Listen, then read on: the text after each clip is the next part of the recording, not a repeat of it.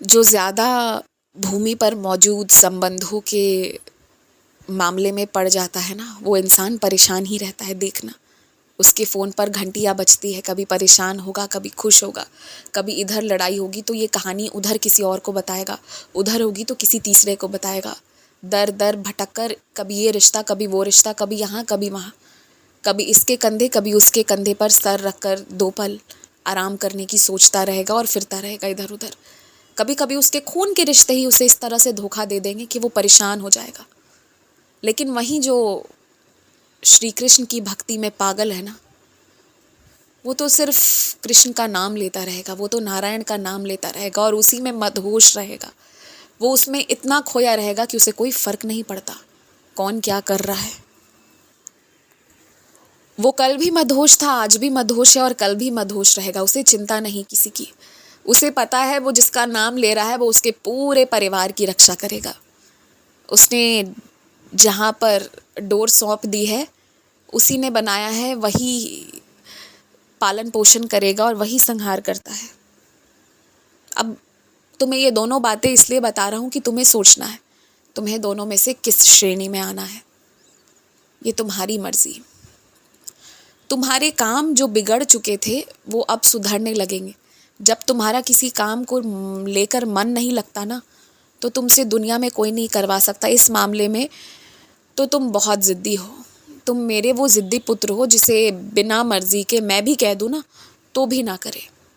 पर यह अच्छी बात है, ये ज़िद भी ज़रूरी है। इसी ज़िद के कारण तुम आगे आए थे और इसी ज़िद के कारण अब और आगे जाओगे। तुम अच्छे काम जो कर रहे हो उसे करना छोड़ना मत, कभी मत छोड़ना, और मैं कभी छूटने दूंगा भी नहीं। ऐसा हो सकता है कभी कभी कि मन टूट जाए, मन ना लगे, पर वो बहुत कम समय के लिए होगा। क्योंकि तुम्हारी भक्ति को बनाए रखना, तुम्हारे आस्था को ना टूटने देना, ये तो मैं सुनिश्चित करता हूँ। और ये मैं हमेशा अपने उन सारे भक्तों के लिए करता रहूँगा जिसने दुनिया भर से आस छोड़कर मेरे चरणों पर आस रखी है। उसकी आस, उसके विश्वास को ठेस कभी नहीं पहुँचने दे सकता मैं। और एक बात कहता हूँ तुमसे, ये जो भगवान की मूर्तियाँ होती हैं, भगवान के चित्र होते हैं ना, वो बड़े पवित्र स्वरूप है, उनकी जगह बहुत पवित्र है। तो वैसे में अगर भगवान के चित्र स्वरूप वाला कोई भी यूं ही सामान तुम्हें मिल जाए ना, तो उसे उठाकर अपने घर मत ले आया करो। हर भगवान की चीज़ को कहीं भी धारण नहीं कर लिया जाता या कहीं भी रख नहीं दिया जाता, क्योंकि वो प्रभु हैं, वो मालिक है तुम्हारे। उनकी विशेष जगह है तुम्हारे घर पर, जो कि है पूजा घर, पूजा का स्थान। वो वहीं पर मौजूद रह सकते हैं और कहीं इधर उधर तुम उन्हें अपने घर की खूबसूरती बढ़ाने के लिए नहीं रख सकते, क्योंकि अगर एक क्षण उनका नज़र हटा तो तुम्हारा घर क्या तुम क्या। तो इसलिए उनका अनादर गलती से भी नहीं होना चाहिए।